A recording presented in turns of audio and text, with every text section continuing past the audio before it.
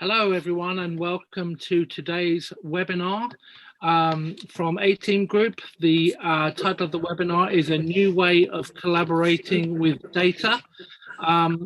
We're going to be looking today at alternative mechanisms for ingesting reference data in particular, but other data sets using different collaboration tools available on the marketplace.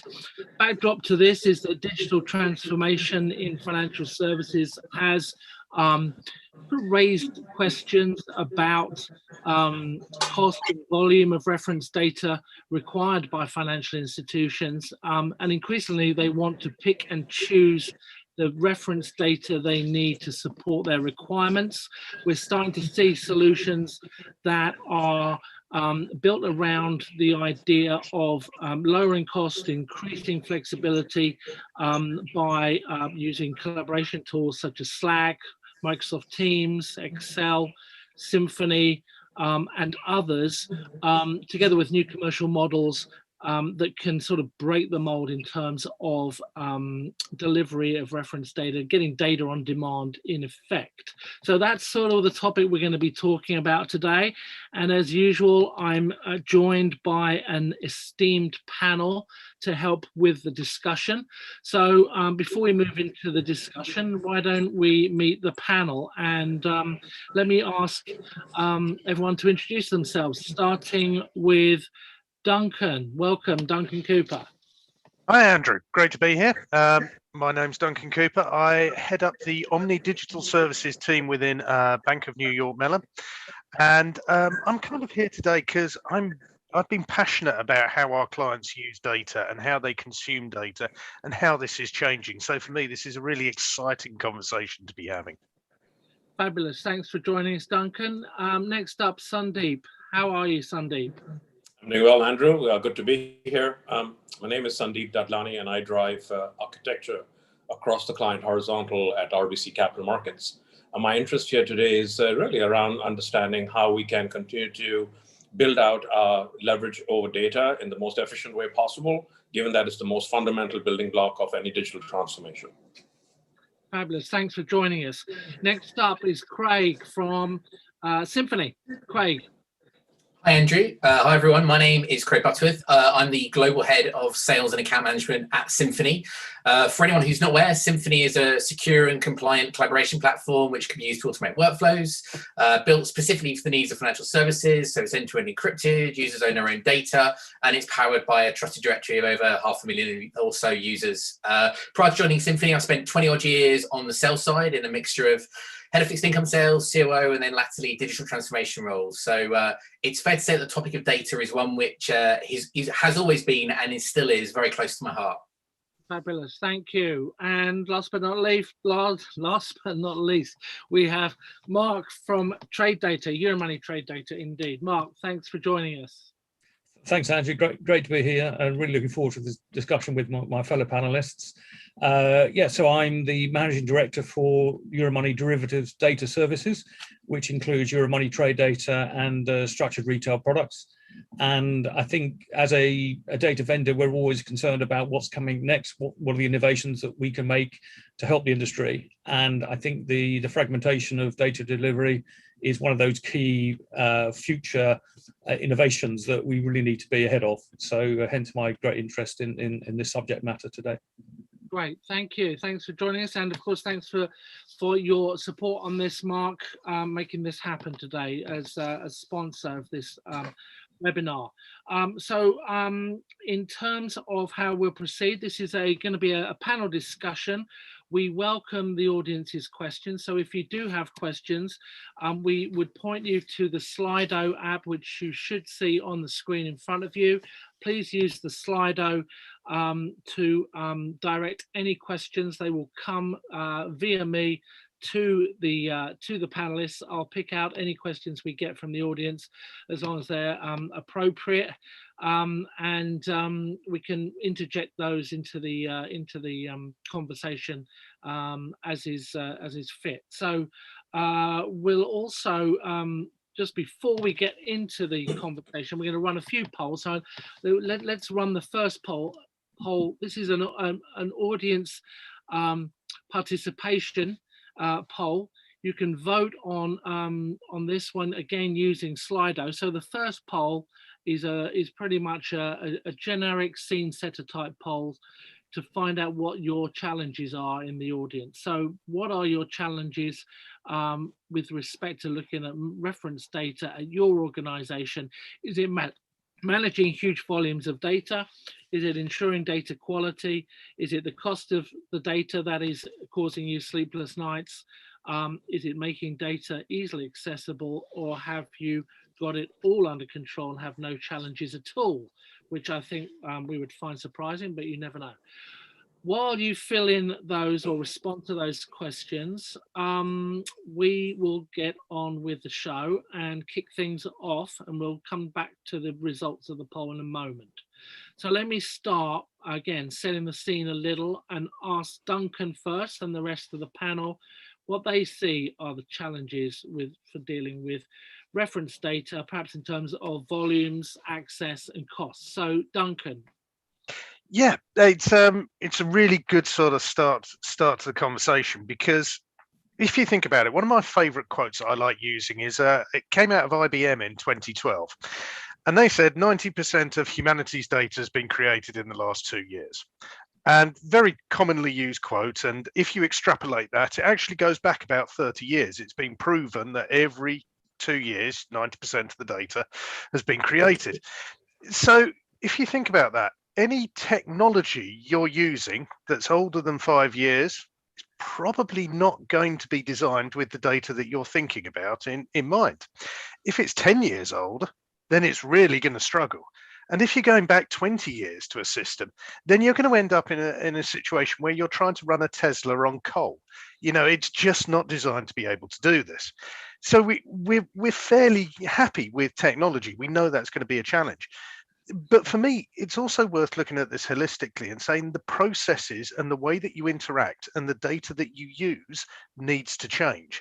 Have organizations really kind of taken that on board and thought, hang on, the way we deal with reference data now is still the same that we were dealing with reference data 10 years ago. Maybe this is something we need to be looking at right now. Craig. Yeah, I mean, look, I think the first point I'd make is that every firm, whether you're buy side, sell side, every firm has its own flavor of the same challenges: expensive legacy technology, monolithic siloed systems, and really consequently data that is viewed as much of a challenge in itself rather than an enabler to more forensic business strategy.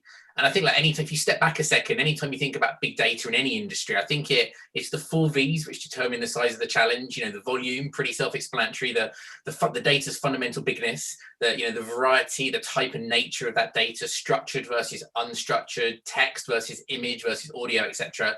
It's the velocity, right? The speed at which data is being generated and changing. And it's the veracity, right? It's the quality of the data, both its inherent reliability and obviously the reliability of the underlying source. So I think we'd all agree, when you consider the quantum of the data challenge in the financial services through those lenses, for a whole multitude of reasons, it's enormous.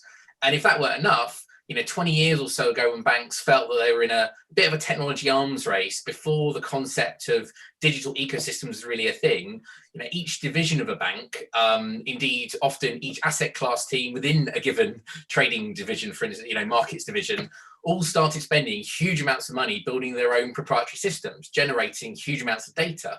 And the problem is, often little of that data is actually consistent. So meshing it together to make anything useful is nigh on impossible. And as an extra swerve ball, sometimes actually that data superficially looks like it can be meshed, but it's only when you've actually spent a load of time and effort that people discover actually the true inconsistencies beneath the bonnet, and you realize it was all a load of wasted effort. So I guess in summary, look, the stakes are super high, whilst arguably data is the single least exciting bit of digital transformation. Data integrity and data interoperability are absolutely those foundational bits of any digitalization effort. So I think in that context, the mission is to transform data into insights, and then in turn transform those insights into actions, or I guess intelligence-led workflow, if you like. Very good, thank you. Interestingly, on the point about digital transformation and these new digital ecosystems, I was on a webinar this morning where one of the panelists our presenters mentioned that Amazon issues new code approximately every 11.4 seconds.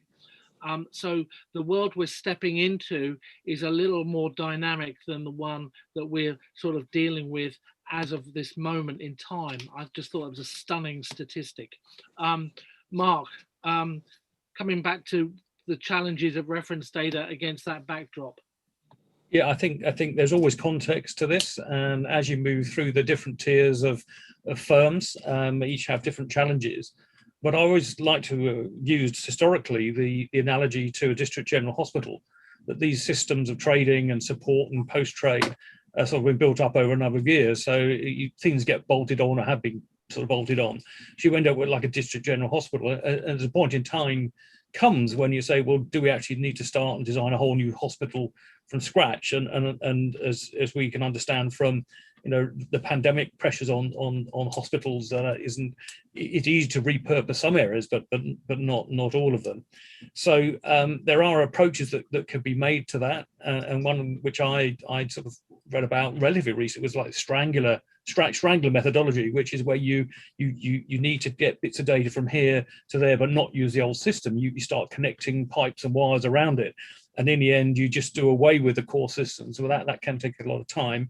But what's most pleasing today is about the new technologies are more modular, and you can do some serious change on systems with those. But it's all about the context of each firm, how they're participating in the market, and therefore what different types of problems they have. And big tier one firms, they have a big universal service, therefore they've got the biggest contract reference data, whereas smaller firms are more focused, and they may not have access to viable, relatively low cost options to achieve the same results. So for me, it's about how you deal with the tiers and the lower tiers, which are now being more enabled to deliver content fit for purpose on a scalable basis. Very good, thank you. And finally, Sandeep, how do you see things? Yeah, undoubtedly. I think just to echo some of the sentiments we've already heard, right? We've all evolved in this technology landscape where we have to start to look at how to make things more current and how we want to really empower our ability to use data more consistently across the board. And having good reference data is a key ingredient in that. It'll allow us to address the significant data fragmentation and data silos we see, and it's really a requirement for us to be able to institutionalize the data sets that we have collected and create on a day-to-day basis. And without that, there is, we continue to struggle with the veracity of the data. And, as the volumes increase, the variety increases, if we don't address veracity, we will fail significantly in being able to transform on a digital perspective. Very good. Okay, thank you all. Let's have a look at the poll results. I think, given the panelists' comments, there's no major surprises in there. Basically, it's around data quality, veracity, cost of the data, and then making it more accessible. Any big surprises for people there? Not really. I think in terms of your introduction, some of the headline questions, this reflects what the feedback has been, which is good because we can talk to all these topics as we go through. Excellent. Always encouraging. Yeah, I would just like to add, a lot of times we look at the cost of acquiring data, but I think an equally important metric is to look at the cost of having bad data, because that takes a huge organizational impact. And if we start to look at bad data and the implications of that with that lens, the justification to drive a lot of these changes in leveraging data sources becomes a non-issue. Very good, thank you. Right, so let's move on to the next question. Start with Mark, and then talk to the rest of the gang. How could lower cost reference data delivery mechanisms address some of these challenges? And I think that it's a quite on point here. Yeah. Well, I think I'm sure for most of us during this last year, we've really got quite expert in workflow solutions that we maybe have only tinkered with before.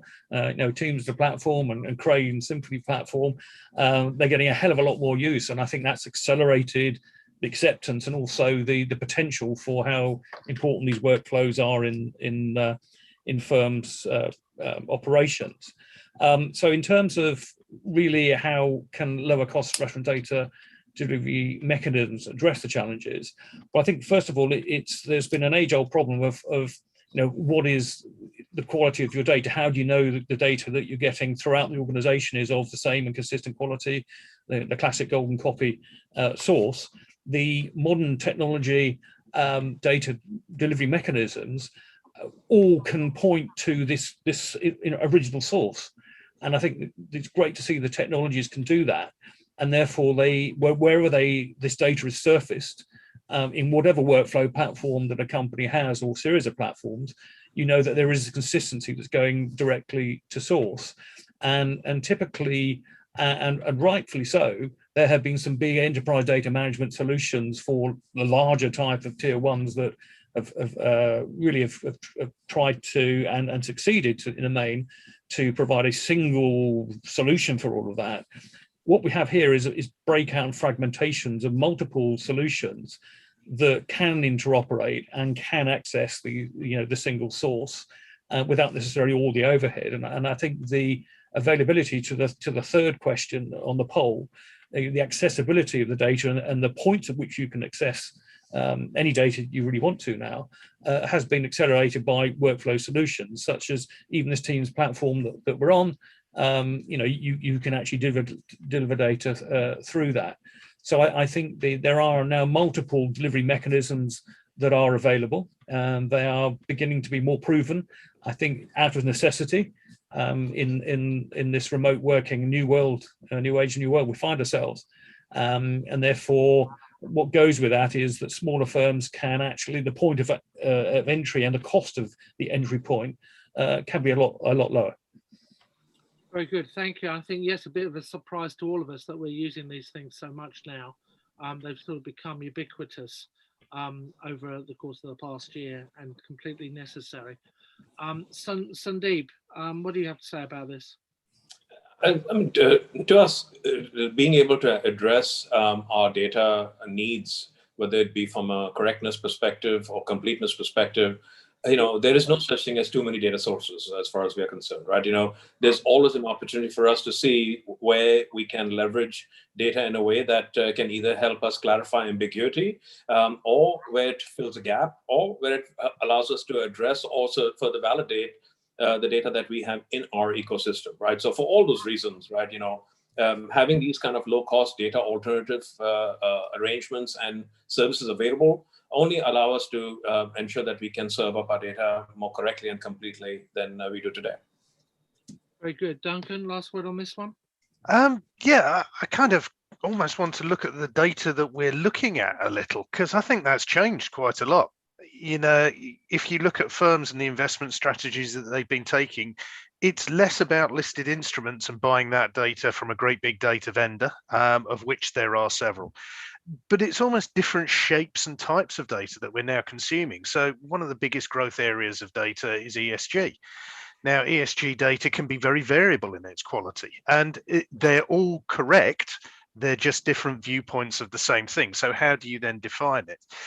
Do you start to look at how you can kind of bring data sets into firms that are hard to get hold of? For example, footfall tracking data, which is a very specific sort of data set that is very important for the investment decision, but sometimes is sold by very small or niche companies that may be hard to onboard.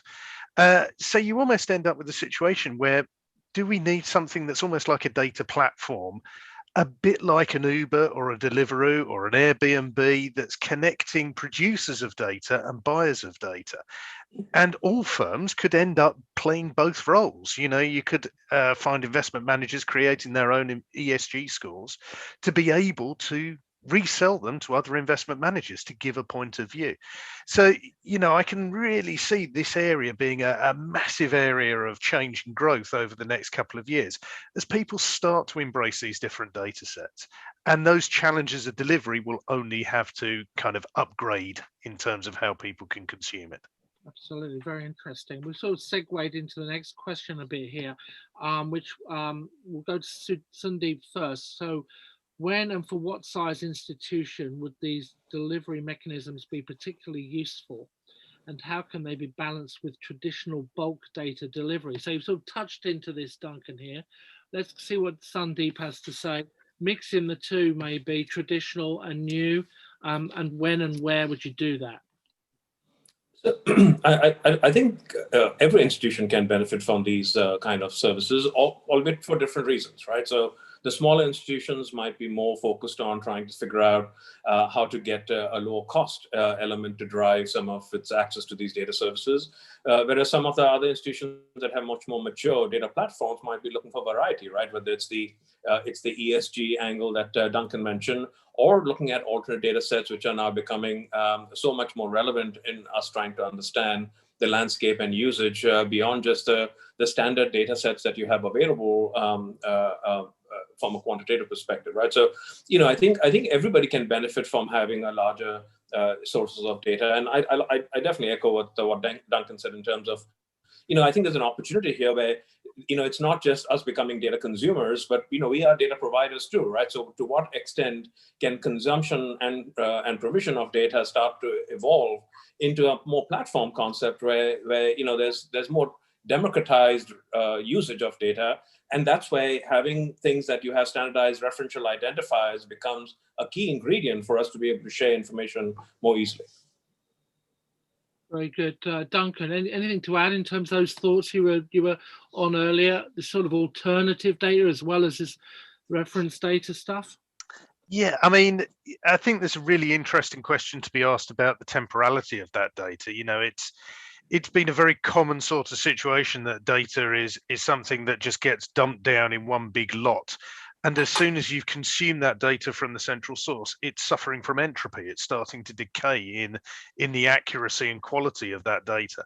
So, do we start moving towards more on-demand based consumption, more event-based consumption? And then if we are moving in that direction, are firms capable of consuming in that fashion? Because it's very easy to say we should have much more temporality around the data, it should be much quicker. People really need it. And then you can't get it anywhere to use it. You can't pull it out of those API streams and that technology. The bigger firms will benefit from the data streams, and they have the technology and capability to pull those APIs down. Smaller firms don't necessarily have that capability. So we almost then have services and applications and tool sets that can be built on top of that data for smaller firms to access.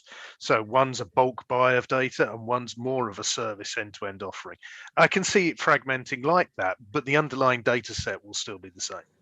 Yeah, and we'll get into some of the commercial issues around that in a question coming up, because I think that also lies, if you're already buying bulk data, this may not save you if you can't get rid of that bulk data, but we'll come on to that shortly.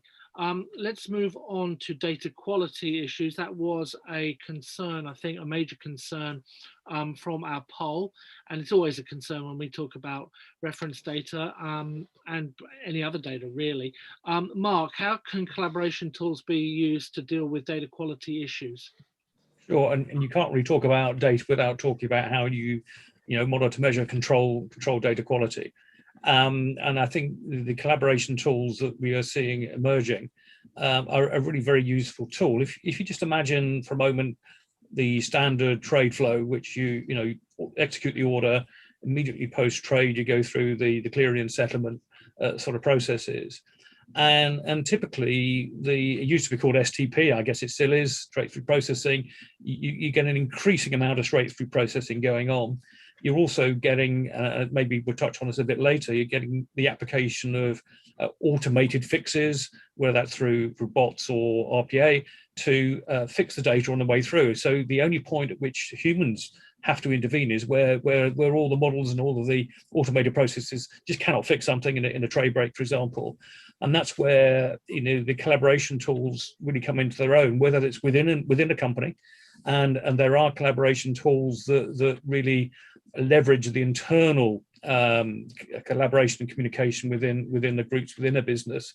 But you also need, where you've got counterparty issues, you really need a secure way of of communicating in real time, ideally, because the longer these out trades go on, the more costly it could be to fix them, and therefore the collaboration will be able to fix local and intercompany problems, no matter which sort of reference data it is, whether it's instrument data or potentially entity data or customer data, and therefore the typical way you would you put into the collaboration tool what you wanted to find out, and it then goes away, either brings back the data, or where you're communicating with an individual on the other end of it, you have a sort of conversation and then agree what the fix should be, especially if you're sort of counterparties.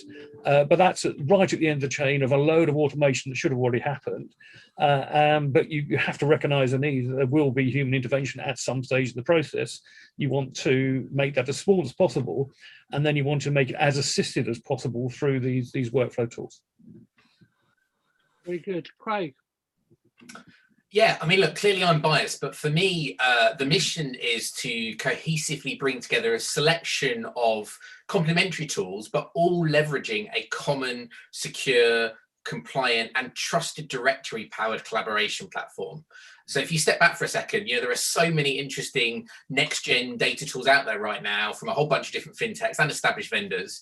But the reality is, in all of them, in their own way, they're trying to help firms improve client service, boost productivity, reduce operational risk, etc.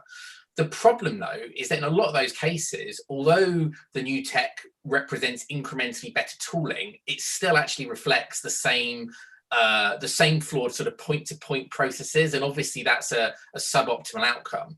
And also, it's actually incredible how many of these sort of next generation solutions, when you actually dig beneath the bonnet, at some point they still ultimately hang off email.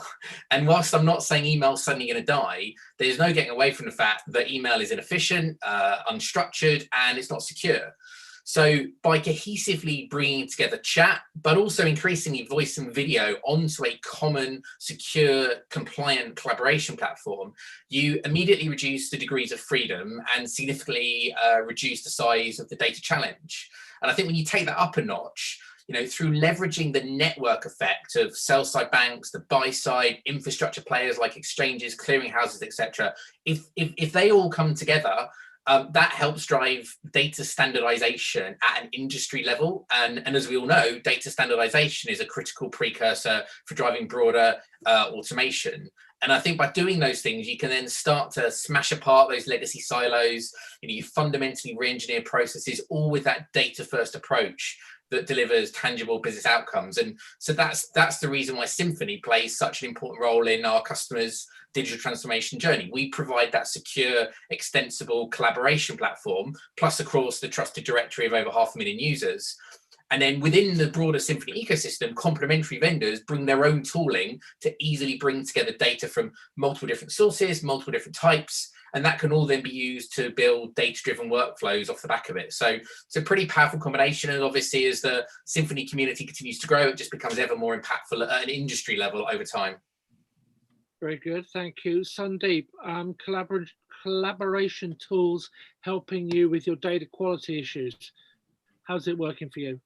So look, I think we have to be careful in ensuring that we reduce the number of tools and disruption in the workflow as much as possible, right? So in as much as there are existing tools or platforms such as Symphony that is used quite pervasively across the buy side and the sell side, it lends itself towards driving collaboration. But how much of that is as a vehicle to address referential data issues?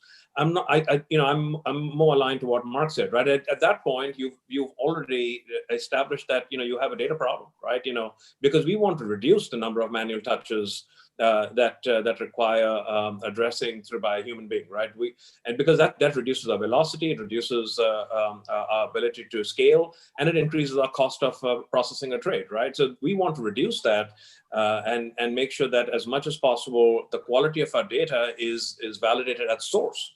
And we reduce the number of things that need manual intervention, right? But there is a place for collaboration tools, but I'm not sure it really fits into addressing some of the referential data issues. It'll just, to me, just actually highlights the fact that you have a gap in your data quality. Very good. Okay, thank you. Let's look at different types of technologies and tools that could be used to improve reference data delivery. Go to Duncan first. What have you seen out there, Duncan? I'm going to give a plug to Craig's tool set, to be honest. When you're getting to the situation where you have to resolve issues with data quality, it becomes a communication. And beauty is in the eye of the beholder when it comes to data. What may be bad quality data for one person may be fine for the decision that they need to make or for the use that they're taking from it. So being able to query and communicate back and forth is a good capability to have. The other way I can see this going is because we're talking about technology that's enabling communication, and we're talking about more democratization of data around people. Do you end up into a situation where we can get these technology tools and collaboration tools to start to give buyer recommendations, almost like an Amazon recommendation or a score? And that is very much a communication capability. So, Symphony can be a channel, and it's a way of communicating, and then you can build apps and capabilities on top of that to enhance the workflow to be exactly what you want. I'm probably going far further ahead than the current capabilities of the world are at the moment. That's me getting excited about how you can get to the level of discussing data and collaborating on it and scoring it and thinking these things. But we've got the channels and we've got the capabilities already in place. So this, for me, could be a very easy next step. Well, interestingly, I'm working with a client who does do that kind of scoring and collaboration between the data source and the data consumer to talk about the quality of the data and where it's going and what it means and all this kind of stuff. So I think these things are emerging, if not real, viable economically at the moment. So I think it's definitely an area worth keeping an eye on. Mark, you and I worked on a white paper about this, and the reason I'm bringing that up is because a couple of the questions that are coming in from the audience were the similar questions I asked you when we embarked on the white paper, and I think it is in the context of this same question. Remember, the question is about what types of technology and tools can be used to improve reference data delivery. The question from the audience is, what types of reference data are we talking about, and how can these types of mechanisms work alongside data vendor bulk feeds? Because we're still consuming the bulk of our reference data in bulk feeds, right? So how does it all fit together in your mind? Yeah, I mean, it's a classic question, and as I said, there is this contextual relevance to whether a big tier 1, tier 2, or 3 company. But typically, if you describe tier 1, they have big repositories, big universe level feeds because of the nature of their business. They need to serve a multiplicity of clients who they may know who have a very broad church of interest. But where you get that fragmented into smaller pockets of interest, it's how those can actually be serviced. I think the solutions that really are out there, and again, as an independent business, I will give a shout out to Craig, but I also need to give a shout out to other potential apps and platforms. And to Duncan's point, we need to, or the industry needs to make sure that there isn't just a proliferation for proliferation's sake, and that in companies that have existing platforms, and I'll give the example of the ubiquitous Excel spreadsheet in the back office still. It's still, I think there was a survey at least 6 months ago, so it's still in tremendous use. Yes, the product itself has improved because you've now got connectivity to the sheets, and I think this is an area where, for example, we have an Excel add-in that you can actually route data from a source directly into the Excel spreadsheet, so you can actually use it within your existing workflow apps and tools. We're working on this relatively new Teams platform, and that can take apps and bots as well to do the same thing. And for example, I think the hedge funds, as I understand it, anecdotally, they're into Slack more as a platform. And again, there are apps and plugins for that as well. Onprem we have to mention as an integrator of the desktop, and also Symphony, which is its established communication system too. So you've got traditional applications like IXA, which are being sort of repurposed and enhanced. You then got sort of standalone new standalone apps, larger scale like Symphony, but also then you have the embedded apps, or the ability to put embedded workflow into more existing new apps like Slack, Teams, and those sort of things, and Onprem.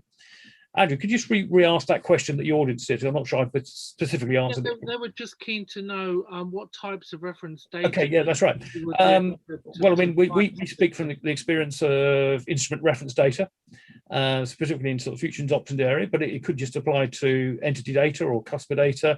Anything that has a structured data set, you can actually flow through these applications, and the mechanism by which you publish them through these applications is usually these days through an API source, and provided you've got all the security mechanisms in place, you can either just publish for view purposes, or you can then do more until you get your subset and you can then query that locally.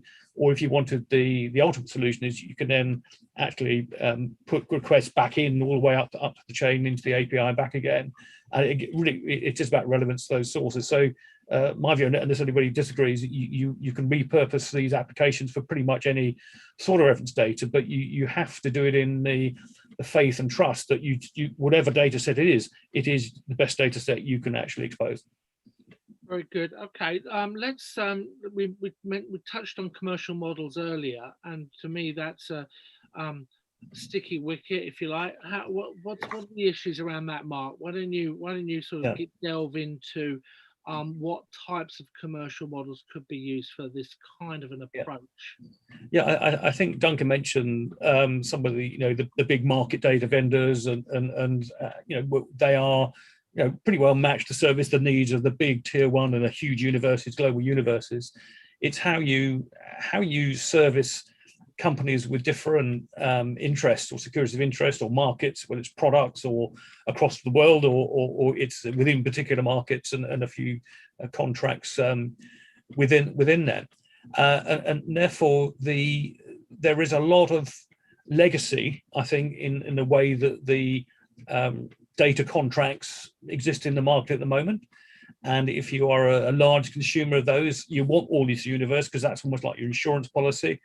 And that bulk buy is pretty much here to remain for foreseeable. But the further you go down the tiers, and the further you go down to the book of business, the order book, you have much more segmented and fragmented interest, where you still want the best quality of data you can access, but it isn't always accessible at the price point or the volume against that. And I know that the larger market data vendors do have more fragmented pricing than they used to. You can obviously now do geos, and may have consolidated one, or within a geo you can begin to look at product types within that.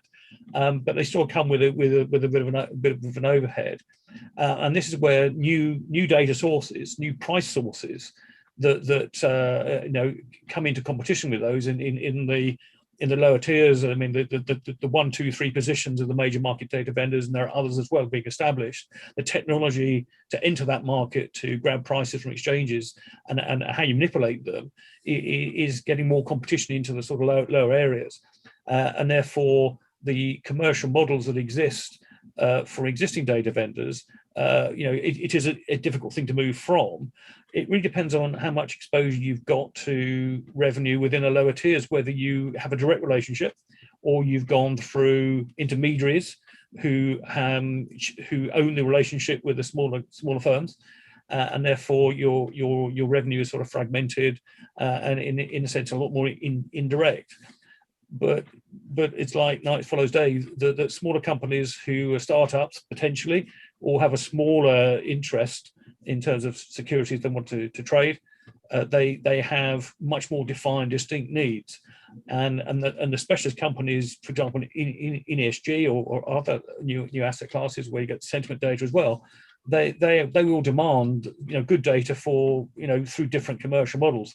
And I think it's really how you embody the flow of fragmented data in commercial terms, which is where the great challenge is.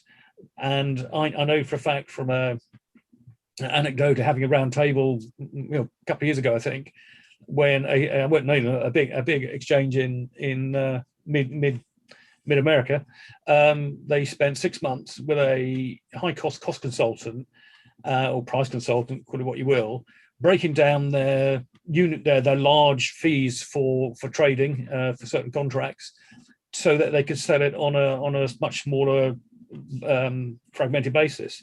And I think at the end of it, they came out with it's going to cost us 10 cents for 1,000 attributes. And I said, well, what does that mean? So we don't really know. We're just going to give it a go. So there is this mantle or halo of experiment in terms of pricing. So you disaggregate your bulk pricing and how you then surface it and introduce it in smaller fragments.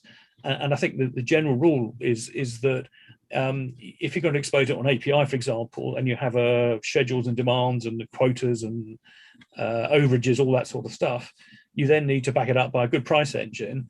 But the rule is that if you were to consume exactly the bulk data through the on-demand mechanism, you would end up paying 3 or 4 times more for it rather than buying a bulk package. So this is it's more experimental to understand not just the on-demand mechanism, how you can achieve it, but how you can commercialize it that makes sense for all, the buyer and the seller in that context. Absolutely, thanks, Mark. Sandeep, have you managed to look at this in any detail in terms of looking at the commercials and what might work and what might not? Yeah, for us, look, data has become quite a profit center for a lot of the vendors, right? So it's encouraging to hear from Mark that there's a light at the end of the tunnel where people are considering different alternatives to prices based on use rather than this bulk buy options, right? So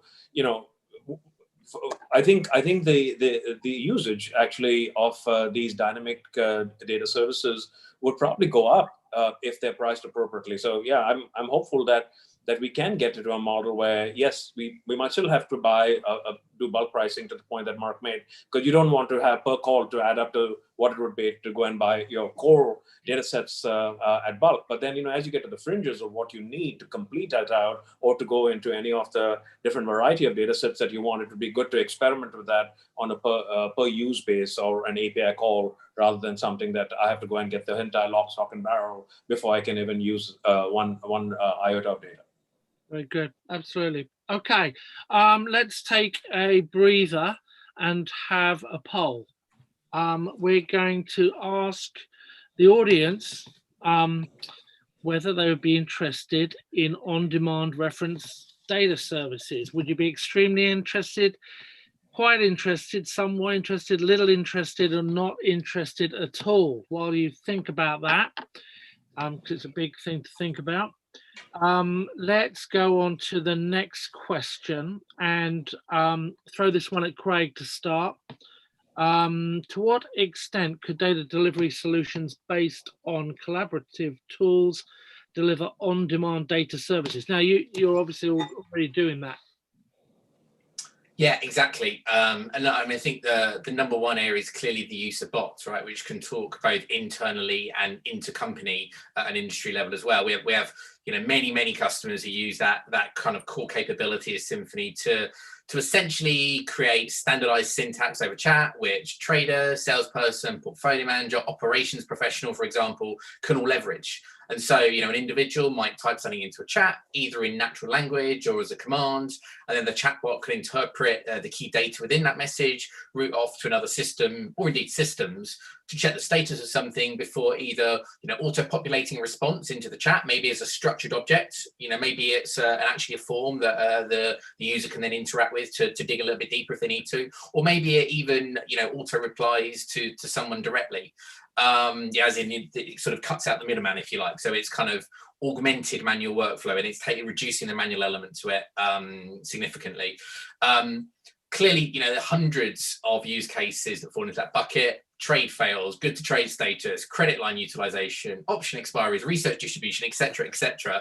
I'd really class all of those though as sort of pull bots to some degree. So essentially where users are leveraging Symphony to pull data from many other systems, whether they be internal legacy systems, other new fintech vendors, etc., but all without having to context switch and without having to log into another application, click multiple times, etc., etc. Another similar but subtly different use case is actually what I would turn around push bots, right? So for example, you know, maybe in an onboarding use case, you know, maybe a salesperson gets a push notification via Symphony to let them know when a new sub fund is good to trade with a large asset manager. You know, no more firing off emails to someone in the client onboarding team, waiting for hours, in some case days, for someone to respond. You know, suddenly you're getting that the split second that that fund is good to trade. And as anyone who has vaguely sat in that seat knows, you know, the quicker you have that type of information, the quicker you can bring in fresh revenue in the door. So very easy to show a very tangible ROI there very quickly. You know, so many use cases along those lines. But I think that the key to all of them is that there is a blend of boosting client service, you know, improving internal efficiency, and reducing operational risk. It's all about systematically connecting the right people with the right information at the right time. Very good. Duncan. Yeah, I mean, it's a really good point. You know, if you look at the problem here, it's nothing to do with technology. It's to do with changing business processes and people's buying patterns and working patterns. So, you know, if you think to what extent can this be brought into the world, it's already being brought into the world, and technology isn't a barrier to adoption. It's changing the business processes in organizations. And to change a business process in an organization, it's either got to make money, save money, or mitigate a risk. And this is where this alternative data sets and how you use them, this is where the rubber's going to hit the road. You know, this is where people have got to prove that this is going to improve the business process so much that it's optimized and it saves them money, or that it is giving quicker, faster information to mitigate a risk. And once those cases are proved, once those people start building solutions out and returning on that investment, it's going to accelerate the adoption massively for me. Very good. Thank you. Mark. Yeah, I think to Duncan's last point, I see this sort of, maybe it's a nirvana of trade order execution and clearing and settlement, is that immediately sort of post trade, you're enriching it on demand, and currently that is met by having repositories of data surrounding that trade flow piece that for data that doesn't necessarily change in real time like pricing does, but you have this all mission ready in big repositories that you can just call on, but that's having an internal repository and there's latency with that, and that's optimized.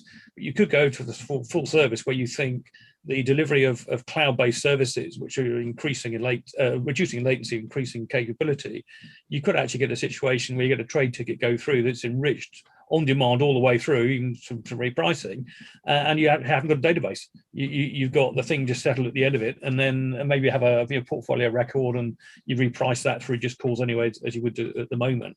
So I think the on-demand philosophy doesn't just stop in terms of reference data. It's about the whole trade flow and what's the most efficient thing to do. And we already talked about fixing issues along the way, but you can actually fix data and support the data, the trade execution along the way as well.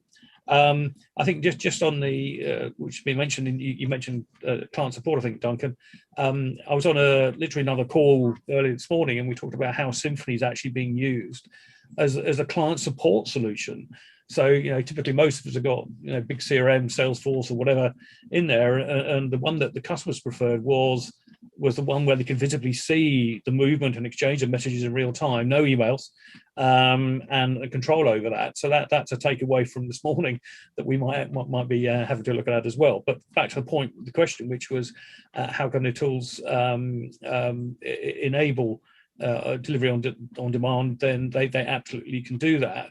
But I think there are two levels. One is the automated querying of those collaboration tools through bots and other automated processes. But then there's the manual request. So there are two different ways you can still get data on demand through those type of data services.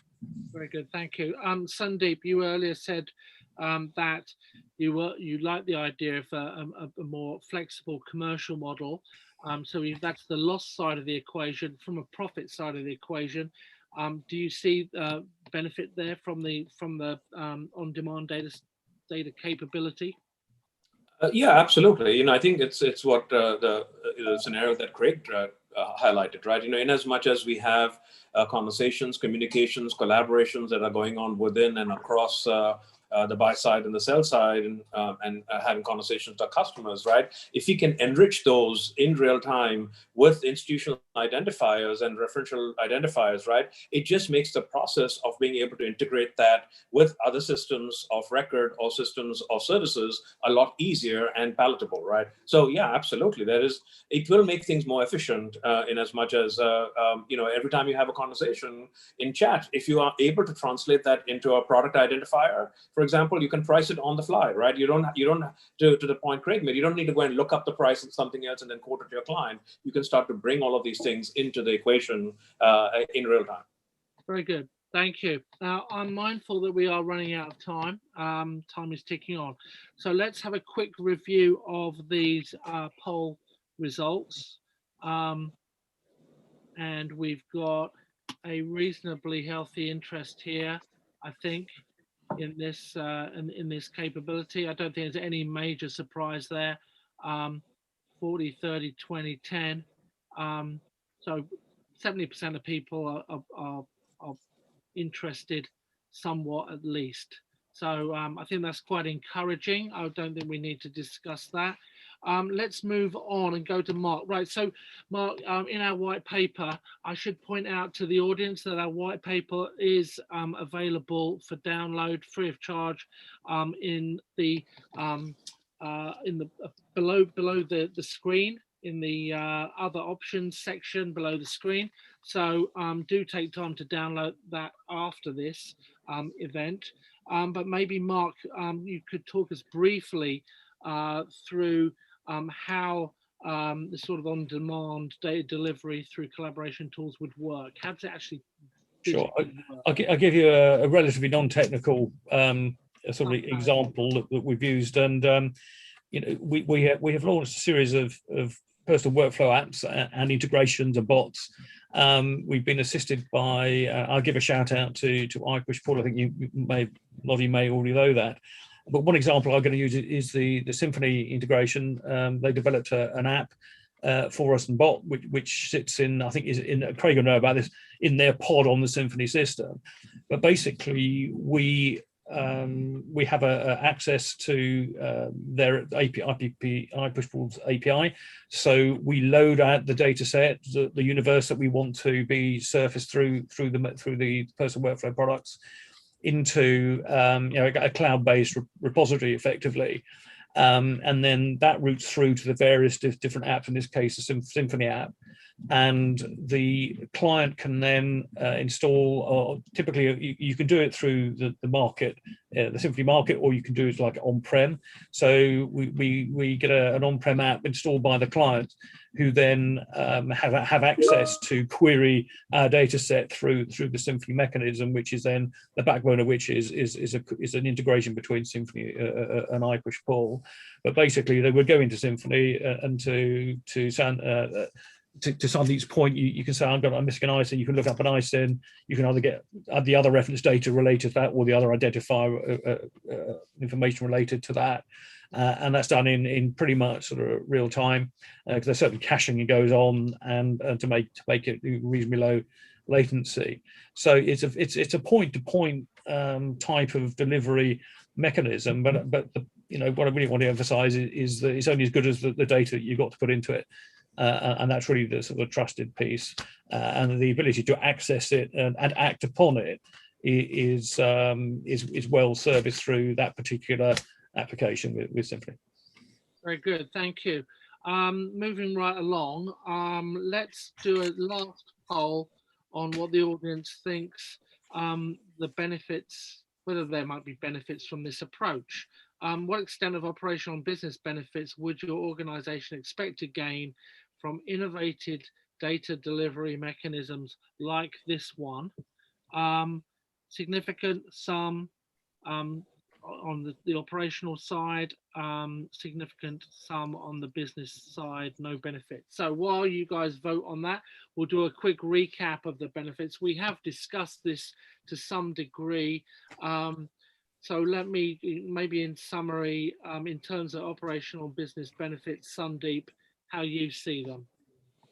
I think quality, as we've talked about, is probably the most paramount benefit that comes from these kind of capabilities. But I think equally the ability to have a timeliness data that can be accessed through these tools, and then cost, right? So I would list those three: is quality, timeliness, and cost as the three drivers for us. Very good, Duncan. What do you reckon? I wouldn't disagree with Sandeep at all. If you can improve the timeliness, quality of your data, you're winning. Better data, quicker and faster into your systems, reduces your operational costs, decreases your operational risk, and you're working with smarter data. It potentially opens up some benefits in terms of investment decisions and smarter business decisions as well. So you've got a triple whammy. For me, it's all about making sure you do this holistically within your business processes. If you do it in isolation, you're unlikely to get the returns that you want. But if you do it across an entire business, you will get a much better return on that investment. Very good. Mark? Yeah, I think as I said, we've already talked quite a lot about this, but I think the key benefit is right-sizing the data you want within a viable costs and benefit for your business, and having it scale, as your fortunes increase and your book of business increases. So I think from an operational point of view, there's also technology integration, which you can avoid if it's sort of the data is shrink wrapped in an application, rather than having a big deep dive into a bigger vendor investment. One of the questions I think you answered earlier on, if I may, was how complementary were sort of workflow products and collaboration tools with vendor provided solutions. Yeah. And I think that they're so complementary because typically when you have a vendor solution in place, the apps that service the data are embedded into screens and so on and so forth. And the way the data goes into a main repository, sometimes it's difficult for maybe other parts of the business like client services to actually get into that data because they have to go through the layers of repository access to it. In some cases, it's easier to provide a shadow or a virtual database that reflects exactly what is delivered into the big repository, but you can be looking at it through just a simple logon, secure logon externally, looking at the same data that's been delivered into your repository. So it's actually very complementary to the sort of maybe even the client services workflow, the trade support workflow, where if you look at the main game in town for the big vendor systems is to clear and settle at scale. And what appears on the fringes, they may have utility tools and so on, but unless a counterparty has the same system, you still got an issue trying to communicate the data that you want to fix. Very good, thank you. Let's quickly look at those poll results. I don't think it's a major surprise here. It's a big stress on operational benefits, split 70-30, 70-30, no, 60-40 now.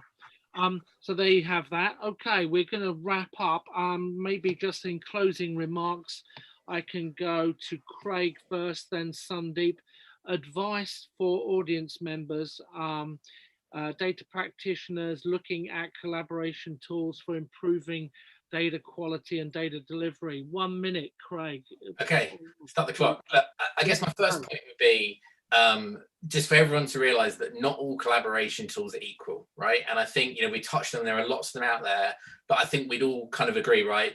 The regulatory needs, a whole bunch of different requirements of financial services are very different to those of a fashion business or your local yoga studio, right? And everyone's rushed to collaboration tools because of COVID, and that's great, and that makes sense. But you then need to step back and think about, more broadly as a whole company, digital transformation strategy, what type of data do I need to mesh together long-term for the needs of a financial services business. And that element of a trusted directory, I cannot stress enough, this concept of identity as a service that's going to be increasingly important going forward, knowing who to connect, a different type of referential data, if you like, that is absolutely key. And I can't stress enough. The last thing you want is front office on one set of collaboration tools, ops on another, corporate banking on another. That would be a disaster. Last point is just around resisting the temptation to over solutionize too soon. Step back, use this as an opportunity to fundamentally rethink processes, all with that data first approach. Because if you do that, I think everyone will end up with much simpler solutions to maintain going forward, and that's just good on so many levels. Very good, thank you. Sandeep, last words, advice to people looking at this stuff. Yeah, just to key on what Craig said, right? Don't just digitize an existing process, right? Take this opportunity to take a step back and look at the overall solutions that they're looking at, because we are so vetted in the ways we've been doing things historically that if we don't use this as an opportunity to look at the holistic picture across all our workflows and innovate, then we are losing out on what a lot of our competitors are looking to do, right? And last but not the least, metrics will help you, right? Look at how much time and money we spend addressing bad data, and see how we can address that with these kind of tools, collaboration tools, as well as these data services that are out there. Very good. Okay, we are out of time. I would like, first of all, to thank our panel for sharing their knowledge, expertise in this space. Thank you, Craig, Sandeep, Duncan, and Mark. Much appreciated. Before you log off, people, please do look at the white paper that we've been discussing. It is available below, as I mentioned before. I would also like to draw your attention to our Data Management Summit Virtual, which is coming right up. And we also have a webinar, another webinar on data quality and data governance, which you may find of interest, and you can sign up to, again, free of charge below. Great, thanks everyone for joining us, and until next time, stay safe and well. Bye-bye.